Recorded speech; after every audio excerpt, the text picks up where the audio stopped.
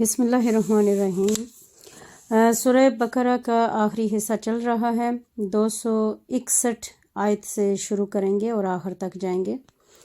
بسم اللہ الرحمن الرحیم۔ لقد جاءکم رسول من انفسکم عزیز علیہ ما عنتم حریص علیکم بالمؤمنین رؤوف رحیم فانتولوا فقل حسبی اللہ لا الہ الا هو علیہ توکلت رب العرش العظیم آمین ثم آمین۔ رب زدنی علما۔ اللہ کے نام سے شروع جو نہایت مہربان اور ہمیشہ رحم فرمانے والا ہے۔ جو لوگ اللہ کی راہ میں اپنے مال خرچ کرتے ہیں، ان کی مثال اس دانے کی سی ہے جس سے 7 بالیاں اگیں اور پھر ہر بالی میں 100 دانے ہوں، یعنی 700 گنا اجر پاتے ہیں، اور اللہ جس کے لیے چاہتا ہے اس سے بھی اضافہ فرما دیتا ہے، اور اللہ بڑی وسعت والا خوب جاننے والا ہے۔ جو لوگ اللہ کی راہ میں اپنے مال خرچ کرتے ہیں، پھر اپنے خرچ کیے ہوئے کے پیچھے نہ احسان جتلاتے ہیں اور نہ اذیت دیتے ہیں، ان کے لیے ان کے رب کے پاس ان کا اجر ہے، اور روز قیامت ان پر نہ کوئی خوف ہوگا اور نہ وہ غمگین ہوں گے۔ سائل سے نرمی کے ساتھ گفتگو کرنا اور درگزر کرنا اس صدقے سے کہیں بہتر ہے جس کے بعد اس کے دل آزاری ہو، اور اللہ بے نیاز بڑا رحم کرنے والا ہے۔ اے ایمان والو، اپنے صدقات بعد ازاں احسان جتا کر اور دکھ دے کر اس شخص کی طرح برباد نہ ہو جانا، نہ برباد کر لیا کرو جو مال لوگوں کے دکھانے کے لیے خرچ کرتا ہے اور نہ اللہ پر ایمان رکھتا ہے اور نہ روز قیامت پر۔ اس کی مثال ایک ایسے چکنے پتھر کی سی ہے جس پر تھوڑی سی مٹی پڑی ہو، پھر اس پر زوردار بارش ہو تو وہ اسے بھی سخت اور صاف پتھر کر کے ہی چھوڑ دے گی، یعنی کہ مٹی اوپر سے اتر جائے گی جو نرمی تھی اس کے اوپر۔ سو اپنی کمائی میں سے ان ریاکاروں کے ہاتھ کچھ بھی نہیں آئے گا، اور اللہ کافر قوم کو ہدایت نہیں فرماتا۔ اور جو لوگ اپنے مال اللہ کی رضا حاصل کرنے کے لیے اور اپنے آپ کو ایمان اور اطاعت پر مضبوط کرنے کے لیے خرچ کرتے ہیں، ان کی مثال ایک ایسے باغ کی سی ہے جو اونچی سطح پر ہو، اس پر زوردار بارش ہو تو وہ دگنا پھل لائے، اور اگر اسے زوردار بارش نہ ملے تو اسے شبنم یا ہلکی سی پھوار بھی کافی ہو، اور اللہ تمہارے اعمال کو خوب دیکھنے والا ہے۔ کیا تم میں سے کوئی شخص یہ پسند کرے گا کہ اس کے پاس کھجوروں اور انگوروں کا ایک باغ ہو جس کے نیچے نہریں بہتی ہوں، اس کے لیے اس میں کھجوروں اور انگوروں کے علاوہ بھی ہر قسم کے پھل ہوں، اور ایسے وقت میں اسے بڑھاپا آ پہنچے اور ابھی اس کی اولاد بھی ناتواں ہو، اور ایسے وقت میں اس باغ پر ایک بگولا آ جائے جس میں نری آگ ہو اور وہ باغ جل جائے، تو اس کی محرومی اور پریشانی کا عالم کیا ہوگا۔ اسی طرح اللہ تمہارے لیے نشانیاں واضح طور پر بیان فرماتا ہے تاکہ تم غور کرو۔ سو کیا تم چاہتے ہو کہ آخرت میں تمہارے اعمال کا باغ بھی ریاکاری کی آگ میں جل کر بھسم ہو جائے اور تمہیں سنبھالا دینے والا بھی کوئی نہ ہو؟ اے ایمان والو، ان پاکیزہ کمائیوں میں سے اور اس میں سے جو ہم نے تمہارے لیے زمین سے نکالا اللہ کی راہ میں خرچ کیا کرو، اور اس میں سے گندے مال کو اللہ کی راہ میں خرچ کرنے کا ارادہ مت کرو کہ اگر وہی تمہیں دیا جائے تو تم خود اسے ہرگز نہ لو، سوائے اس کے کہ تم اس میں چشم پوشی کر لو، اور جان لو کہ بے شک اللہ بے نیاز لائق ہر حمد ہے۔ شیطان تمہیں اللہ کی راہ میں خرچ کرنے سے روکنے کے لیے تنگ دستی کا خوف دلاتا ہے اور بے حیائی کا حکم دیتا ہے، اور اللہ تم سے اپنی بخشش اور فضل کا وعدہ فرماتا ہے، اور اللہ بہت وسعت والا خوب جاننے والا ہے۔ جسے چاہتا ہے دانائی عطا فرما دیتا ہے، اور جسے حکمت اور دانائی عطا کی گئی اسے بہت بڑی بھلائی نصیب ہوگی، اور صرف وہی لوگ نصیحت حاصل کرتے ہیں جو صاحب عقل اور دانش ہیں۔ اور تم جو کچھ بھی خرچ کرو یا تم جو منت بھی مانو تو اللہ اسے یقیناً جانتا ہے، اور ظالموں کے لیے کوئی مددگار نہیں۔ اگر تم خیرات ظاہر کر کے دو تو یہ بھی اچھا ہے، اس سے دوسروں کو ترغیب ہوگی، اور اگر تم انہیں مخفی رکھو اور وہ محتاجوں کو پہنچا دو تو یہ تمہارے لیے اور بہتر ہے، اور اللہ اس خیرات کی وجہ سے تمہارے کچھ گناہوں کو تم سے دور فرما دے گا، اور اللہ تمہارے اعمال سے باخبر ہے۔ ان کو ہدایت دینا آپ کے ذمہ نہیں بلکہ اللہ ہی جسے چاہتا ہے ہدایت سے نوازتا ہے، اور تم میں جو مال بھی خرچ کرو سو وہ تمہارے اپنے فائدے میں ہے، اور اللہ کی رضا جوئی کے سوا تمہارا خرچ کرنا مناسب ہی نہیں ہے، اور جو مال بھی خرچ کرو گے اس کا اجر تمہیں پورا دیا جائے گا، اور تم پر کوئی ظلم نہیں کیا جائے گا۔ خیرات ان فقراء کا حق ہے جو اللہ کی راہ میں کسب معاش سے روک دیے گئے ہیں، وہ امور دین میں ہمہ وقت مشغول رہنے کے باعث زمین میں چل پھر بھی نہیں سکتے، ان کے زہد طمع سے باز رہنے کے باعث نادان جو ان کے حال سے بے خبر ہیں انہیں مالدار سمجھے ہوئے ہیں، تم انہیں ان کی صورتوں سے پہچان لوگے، وہ لوگوں سے بالکل سوال ہی نہیں کرتے، کہیں مخلوق کے سامنے گڑ گڑانا نہ پڑے، اور تم جو مال بھی خرچ کرو تو بے شک اللہ اسے خوب جانتا ہے۔ یہاں پہ ان لوگوں کی بات ہو رہی ہے جو اللہ کے راہ میں اپنی زندگیاں صرف کر رہے ہیں اور دن رات اللہ ہی کی عبادت کے ساتھ ساتھ اللہ کے کاموں میں مدد، اللہ کے لوگوں کی مدد اور جہاد کر رہے ہیں، علمی جہاد بھی، جانی جہاد بھی، مالی جہاد بھی۔ تو اب ان کی تھوڑی سی، کیونکہ وہ ایز اے جاب تو نہیں کرتے ہیں، ظاہراً جاب، اور نہ ہی ان کو تنخواہ ملتی ہے، تو ایسے لوگوں کے لیے جو انہوں نے دن رات اللہ ہی کے لیے صرف کیے ہوئے ہیں، تو ان سفید پوش لوگوں کو اللہ تعالیٰ فرماتا ہے کہ دیا کرو پیسے، کہ انہوں نے اپنے آپ کو میرے لیے رکھ لیا ہے، میرے لیے اپنے آپ کو باقی معاملات سے کنارے پہ رکھ لیا ہے، تو میرے ہی حکم بجا لاتے ہیں وہ،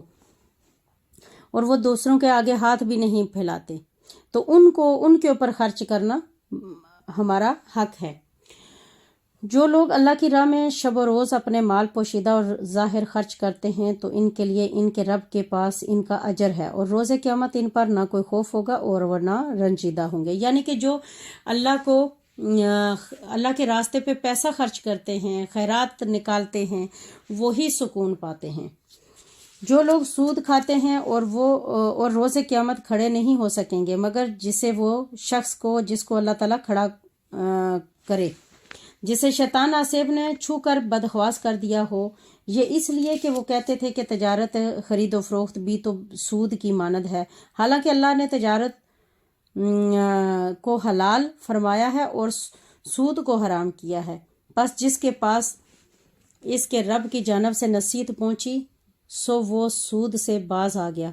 تو جو پہلے گزر چکا وہ اسی کا ہے اور اس کا معاملہ اللہ کے سپرد ہے، اور جس نے پھر بھی لیا سو اسے لوگ جہنمی ہیں، ایسے لوگ یعنی کہ جہنمی ہیں اور وہ اس میں ہمیشہ رہیں گے۔ اور اللہ سود کو مٹاتا ہے، یعنی سودی مال سے برکت کو ختم کرتا ہے اور صدقات کو بڑھاتا ہے، یعنی صدقہ کے ذریعے مال کی برکت کو زیادہ کرتا ہے، یعنی آپ نے اللہ کے راہ میں اگر خرچ کیا ہے تو اللہ تعالیٰ آپ کے رزق جو تھوڑا رہ گیا ہے باقی اس میں اضافہ فرما دے گا، اور اللہ کسی بھی نافرمان کو پسند نہیں کرتا۔ بے شک جو لوگ ایمان لائے اور انہوں نے نیک اعمال کیے اور نماز قائم رکھی اور زکوٰۃ دیتے رہے، ان کے لیے ان کے رب کے پاس ان کا اجر ہے، اور ان پر آخرت میں نہ کوئی خوف ہوگا اور نہ ہی وہ رنجیدہ ہوں گے۔ اے ایمان والو، اللہ سے ڈرو اور جو کچھ بھی سود میں سے باقی رہ گیا ہے چھوڑ دو، اگر تم صدقے دل سے ایمان رکھتے ہو۔ پھر اگر تم نے ایسا نہ کیا تو اللہ اور اس کے رسول کی طرف سے اعلان جنگ پر خبردار ہو جاؤ۔ اگر تم توبہ کر لو تو تمہارے لیے تمہارے اصل مال جائز ہیں، نہ تم خود ظلم کرو اور نہ تم پر ظلم کیا جائے، اور اگر قرض دار تنگ دست ہو تو خوشحالی تک مہلت دی جانی چاہیے، اور تمہارا قرض کو معاف کر دینا تمہارے لیے بہتر ہے، اگر تمہیں معلوم ہو کہ غریب کی دلجوئی اللہ کی نگاہ میں کیا مقام رکھتی ہے۔ اور اس دن سے ڈرو جس میں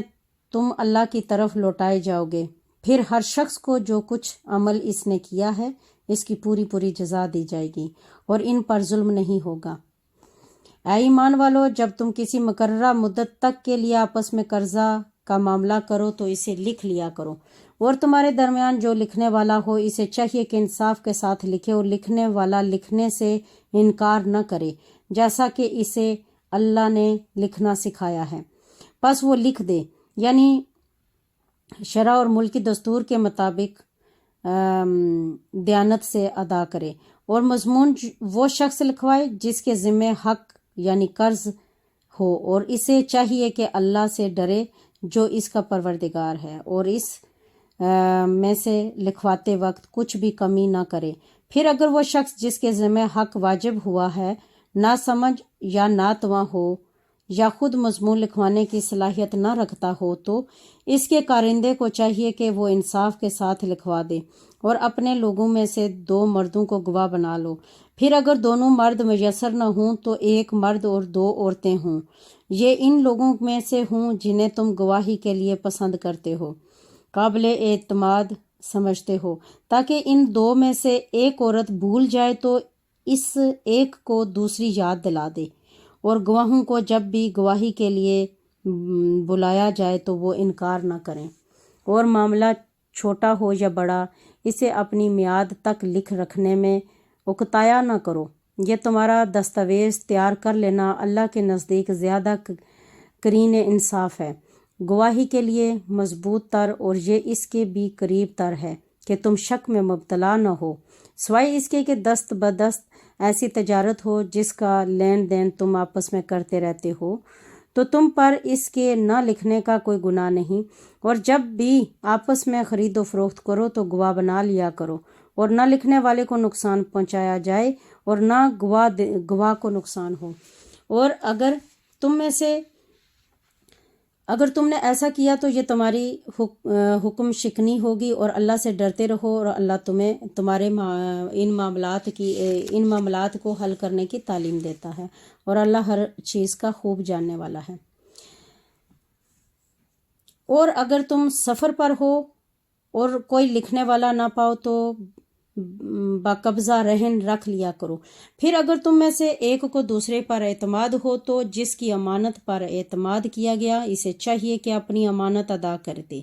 اور وہ اللہ سے ڈرتا رہے جو اس کا پالنے والا ہے، اور تم گواہی کو چھپایا نہ کرو، اور جو شخص گواہی چھپاتا ہے تو یقیناً اس کا دل گنہگار ہے، اور اللہ تمہارے اعمال کو خوب جاننے والا ہے۔ یہاں پہ لین دین یعنی کہ کسی کو قرضہ دیا ہے تو وہ لکھ لیں، کسی سے لیا ہے تو وہ لکھ لیں۔ یہاں پہ بولنے کا بھی معاملات ہوتے ہیں، اور پھر آگے جس کو دیا ہے آپ وہ انکار کرے کہ مجھے نہیں دیا یا تھوڑا دیا ہے، تو آپ کو تو نقصان ہوا۔ اور اگر کسی نے آپ کو قرض دیا اور آپ نے نہیں لکھا تو وہ جس نے تھوڑا دیا اور اگر زیادہ کہہ دے تو پھر آپ کیسے دیں گے؟ تو یہ معاشرے کے اندر یہ آنکھوں دیکھے ثبوت بھی ہیں کہ ایسا ہی ہوا کہ رشتہ داروں کی وجہ سے، بہن بھائیوں کی، عزیز و اقارب کی وجہ سے، خاندان والوں کی وجہ سے مروت میں لوگ لکھتے نہیں ہیں تو بہت نقصان کا باعث بن جاتا ہے بعد میں جا کر، اور اگر کوئی انکار کر دے تو آپ کیا کر سکتے ہیں؟ کچھ بھی نہیں۔ تو نقصان سے بہتر ہے کہ لکھ لیں۔ یعنی اللہ تعالیٰ نے اتنے پیارے انداز میں ہمیں زندگی کے قرینے سکھائے ہیں کہ ایسے طرح سے زندگی گزارو تو سکون میں رہیں گے۔ آگے چلتے ہیں۔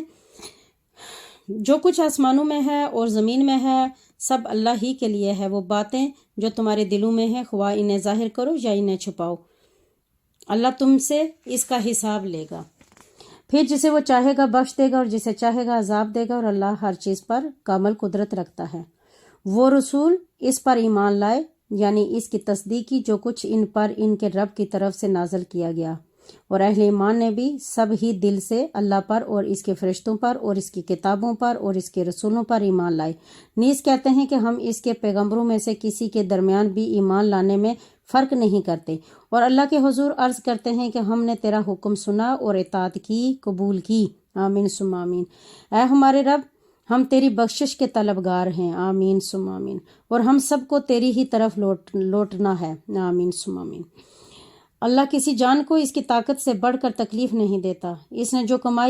نیکی کمائی اس کے لیے اس کا اجر ہے، اور اس نے جو گناہ کمایا اس پر اس کا عذاب ہے۔ اے ہمارے رب، اگر ہم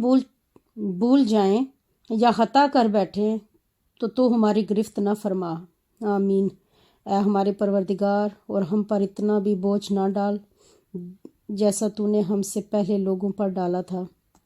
آمین۔ اے ہمارے پروردگار، اور ہم پر اتنا بوجھ بھی نہ ڈال جسے اٹھانے کی ہم میں طاقت نہیں، اور ہمارے گناہوں سے درگزر فرما، آمین، اور ہمیں بخش دے، آمین، اور ہم پر رحم فرما، آمین۔ تو ہی ہمارا کارساز ہے، بس ہمیں کافروں کی قوم پر غلبہ عطا فرما، آمین ثم آمین۔ صدق اللہ العظیم۔ سورہ بقرہ بھی مکمل ہوئی، اور اللہ تعالیٰ سے دعا کرتے ہیں یہ ساری دعائیں یا اللہ تو ہمارے حق میں مقبول فرما، اور یا اللہ تعالیٰ جو کچھ رول یا اللہ تو نے سکھائے، زندگی گزارنے کے اصول بتائے، یا اللہ ان کے اوپر ہمیں عمل کرنے کی توفیق عطا فرما، اور ہمارے گناہوں سے درگزر فرما، اور ہمارا دعائے خیر کرنے والے یا اللہ تعالیٰ ہمارے بات بنائے رکھنا، ہماری نسلوں کی حفاظت فرما، ان کے ایمان کو مضبوط بنائے رکھنا، آمین ثم آمین۔ وصلی اللہ تعالیٰ علی خیر خلقہ محمد و آلہ عرشہ اجمعین برحمتک یا ارحم الراحمین، آمین ثم آمین۔